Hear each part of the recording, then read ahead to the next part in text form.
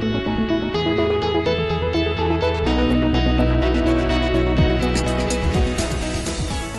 everybody, it's Clark Camper with the April edition of Wall Street in Washington. This month I'd like to talk about three things. First, I'd like to talk about what's been missing in the reporting on the 2011 federal budget. Second, I'd like to talk about what that means for the coming budget battles. And then third, I'd like to talk about some recent developments in the CFTC's implementation of Dodd-Frank. First, in terms of partisan acrimony, it's been widely reported, particularly around the 2011 federal budget, that the two parties have been at each other's throats like never before. Certainly that's true. It's been particularly jarring compared to the honeymoon period that the two parties seemed to enjoy earlier in the year. But I think that all the focus on partisanship actually obscures the real takeaway, which is that these parties came to an agreement. Sounds kind of obvious, but it was not at all obvious prior to that agreement that they could actually get there. What you're dealing with here are three seasoned professionals in terms of the president, House Speaker John Boehner, Senate Majority Leader Harry Reid. They know how to get deals done. They know how to move their divergent caucuses to the table. And the bottom line is they came up with an agreement that no one is happy with, which in Washington terms generally means that it probably was about the best agreement you could get.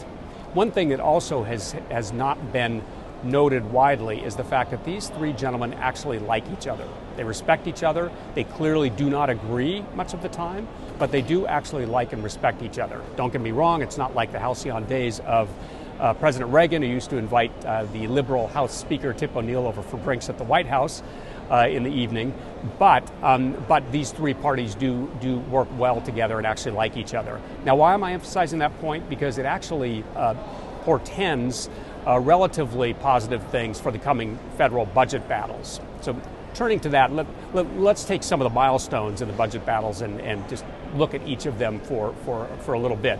First, the likely first milestone is going to be the increase in the federal debt ceiling, which is essentially just increasing the federal credit limit. Now, I think that what you're going to see there is very much a repeat of what we just saw on the 2011 budget agreement. You're going to see a lot of noise, a lot of screaming, a lot of smoke. At the end of the day, I think you're actually going to see an agreement, and you will indeed see a vote to raise the debt ceiling. It's obviously very important for investor confidence, not just at home, but also globally. Moving on to the next likely event in the budget season is the 2012 federal budget. The federal fiscal year begins October 1. They're supposed to have the budget in place before that time. I think in terms of actually doing the 2012 budget, there I'm a little more pessimistic in terms of the party's ability to come to agreement.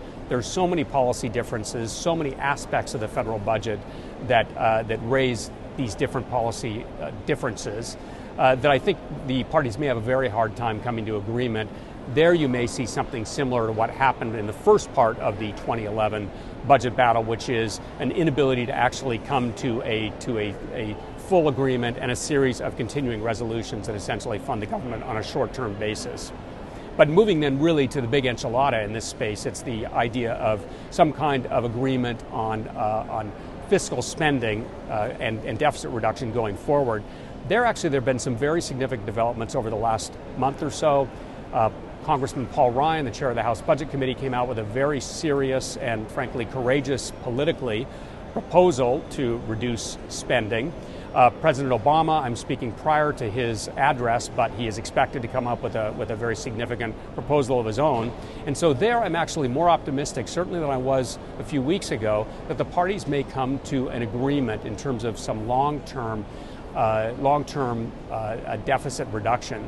I predict that any agreement would actually have to include some revenue increases. That obviously would make it extremely difficult, and many would say doomed from the Republican side, but I think that the White House is going to push very hard for what they'll call a balanced approach in terms of spending cuts and revenue increases.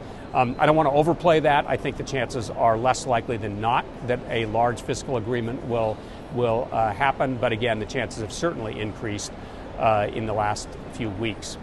Finally, turning to CFTC rulemaking, I'd like to comment on several developments over the last month. One is timing. Second is developments around the end user exemption. First, in terms of timing, there's been a lot of back and forth in recent months about whether the CFTC and the SEC would actually meet their statutory deadlines under Dodd-Frank to implement rules and those deadlines largely required them to implement rules by this summer. All the cross currents have died down now, and there's an interesting confluence, and that is that all parties, Democrats, Republicans, believe that it's better for the agencies to get their rulemaking right than to meet an artificial deadline, and that means that both the CFTC and SEC are free from having to feel like they have to meet these summer deadlines. Now, again, don't mistake that for a reduction in the level of disagreement over what those rules should say, because that hasn't happened. Generally, Republicans would like to see those rules never come out, and many Democrats would like to see the rules come out in fairly stringent form. But it is noteworthy that the agencies now feel less constrained by those very aggressive deadlines. Finally, in terms of the end user exemption, there's been a very interesting development over the last month or so. Previously, there was some concern that the CFTC would subject end users, and that is non-financial companies that use derivatives really just to manage risk. There's been some concern that the CFTC would subject those end users to margin requirements for clearing swaps. Interestingly, the CFTC now has moved with a recent proposal on that matter. They've moved actually very close to the end user community, and most in the end user community are happy with the proposal from the CFTC, which largely would exempt them from margin requirements. What is really interesting, though, is that the pressure has shifted to the federal prudential regulators, the banking regulators, who actually now are in a slightly different place and requiring their regulated entities, essentially the banks and other financial institutions, to require margin to be posted against swaps. In other words, there's a divergence in the rules, a developing divergence in the rules between the CFTC and the federal banking agencies that's causing the pressure that was on the CFTC now to move towards the federal banking agencies. I predict that the agencies will largely come in line with the CFTC, and at the end of the day, end users will not be subject, at least in significant form, to the margin requirements for clearing swaps. With that, I'll wrap things up. We'll see you next month on Wall Street in Washington.